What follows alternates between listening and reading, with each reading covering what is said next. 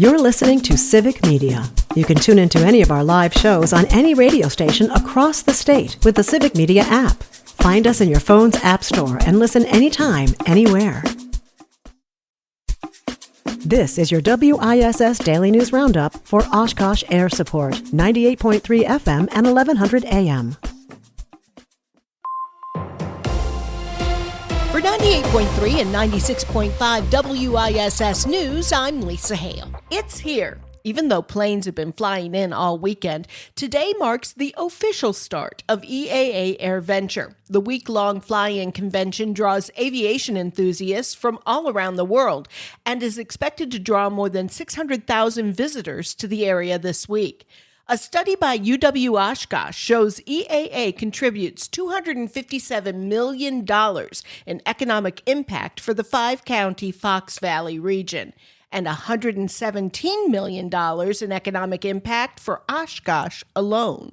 The UWO study of 2024's Air Venture showed the event directly created 2,092 full and part-time jobs in the region, with 815 of those in Oshkosh.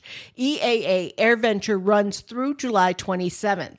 Visit eaa.org/airventure for information and a schedule of events. An outdoor severe weather warning siren in Grand Chute is inoperable and will be decommissioned. The siren is at Mayflower in Pennsylvania. Sirens are being moved and upgraded, but Outagamie County officials recommend that residents use a NOAA weather radio or weather app to be aware of severe weather alerts. 23-year-old Alexander Cross of Neenah, who's currently serving 2 life sentences for the deaths of his grandparents, will not get a new trial. His attorney had argued that Cross was incompetent at the time of the murders. The judge sided with the prosecution, saying while his planning was irrational, Krause was capable of making decisions.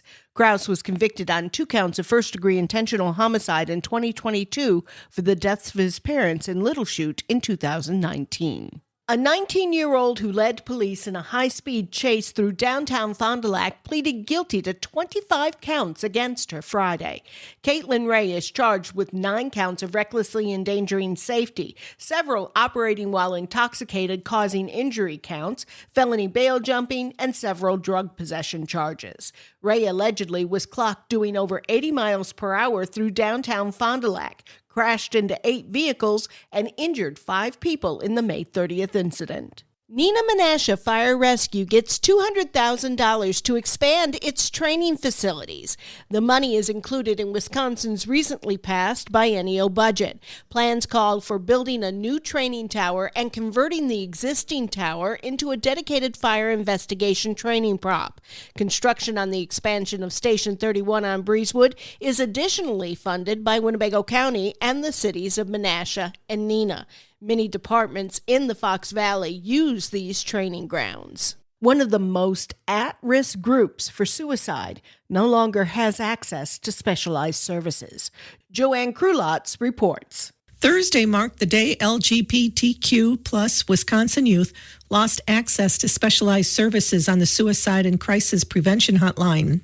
According to a Trump administration directive, people contacting the 988 number will still have access to crisis services, but there won't be a press 3 option for the specialized line.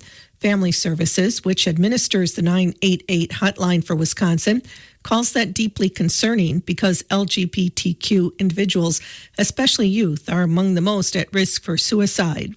The subnetwork was launched in 2022, and more than 14.5 million callers have used the line since then. U.S. Senator Tammy Baldwin helped create the hotline and calls the Trump administration's actions dangerous for LGBTQ youth. The Wisconsin Department of Natural Resources is looking for people to become community scientists. Melissa Kay has more. The DNR announced on Wednesday that state residents can participate in the Game Bird Survey now through the end of August. As a community scientist, you'll help measure the reproductive status of game birds in the state. There's no registration required to participate. You can record your observations using a mobile device, but don't do so while driving. Every submission on the Survey 123 app helps the DNR understand how game birds are doing throughout the state. You'll want to include the types and numbers of game bird broods you observe during the summer months. The deadline to submit sightings is August 31st. The former Madison City Clerk who oversaw the department when 193 ballots went uncounted in November broke the law. That's the official determination of the Wisconsin Elections Commission. Savannah Tomei Olson reports. 1 month after the election, Mary Beth Witzel-Bell, then clerk for about 2 decades, informed city officials that 193 ballots hadn't been counted in the presidential election. She was suspended, then resigned from her post earlier this year. In a 6-month investigation with more than a dozen depositions, the commission says Witzel-Bell violated the law on 5 counts, including not properly training staff and not having control of the clerk's office operations, printing poll books too early, not handling absentee ballots properly, improper opening and counting of those absentee ballots, and not properly reconciling ballot numbers as part of the canvassing process. Commissioners reiterated their shock that no one outside the clerk's office was told about this error until a month later. Commissioner Don Millis. Part of the reason why this has gotten the attention, and I guess the attention that we've given it, is not because of the mistakes that were made, but because of the manner in which this was handled. It's disturbing. However, the commission did not recommend bringing charges against Witzel-Bell. The commission came up with a list of requirements the city of Madison would have to meet. City Attorney Michael Haas says the clerk's office has already implemented changes to ensure this couldn't happen again.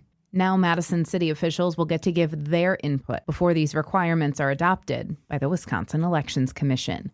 For Civic Media News, I'm Savannah Tomei Olson. The Green Bay Packers organization encourages fans who attend the Packers training camp to interact with and support local nonprofit organizations through the Nonprofit of the Day program. The first event will be on Wednesday. 20 nonprofits were chosen to participate in this third year of the program. See the story on our website for the schedule of nonprofits participating. For more information about training camp activities, visit packers.com/training camp. I'm Lisa Hale for 98.3 and 96.5 WISS News. For news anytime, visit WISS.FM.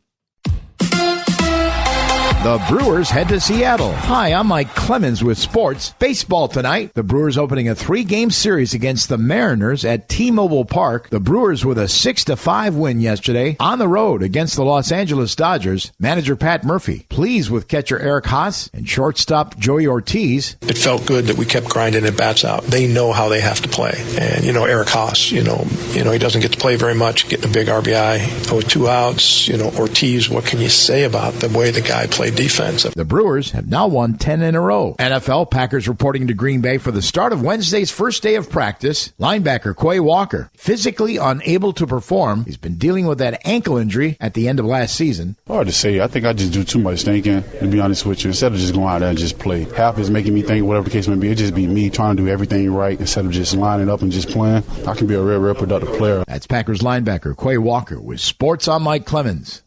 On your entertainment beat, I'm Pete Schwaba. I love it when I hope rumors are true. According to the New York Post, there are rumblings that Fleetwood Mac will reunite. It's not just from the paparazzi, but rather from Stevie Nicks and Lindsey Buckingham. They did a coordinated Instagram post sparking rumors. Nicks posted song lyrics from Frozen Love, and Buckingham completed them. The two famously dated and broke up, just like fellow band members Christine and John McVie. Breakups have served the band well, though, because the album they were making during said breakups was Rumors and was awesome. I'm a sucker for a good cop show. My favorite detective show in the last several years is probably Amazon Prime's Bosch. And I also like the spin-off Bosch Legacy. The show has produced yet another spin-off called Ballard, which is based on a character introduced in the last season of Bosch Legacy, Detective Renee Ballard. The detective elements of the show are great, but star Maggie Q lacks a certain charisma. Having said that, there is a lot going on, and the cold cases Ballard takes on are pretty cool. Well, the Kiss Cam couple is still reeling from the traumatic outing at a Coldplay concert last week. According to TMZ, Coldplay frontman Chris Martin is mortified that the couple were exposed thanks to him. Astronomer CEO Andy Byron was seen canoodling with the head of his HR department, Kristen Cabot. They probably figured it was safe going into a crowd of 65,000 people to check out Coldplay.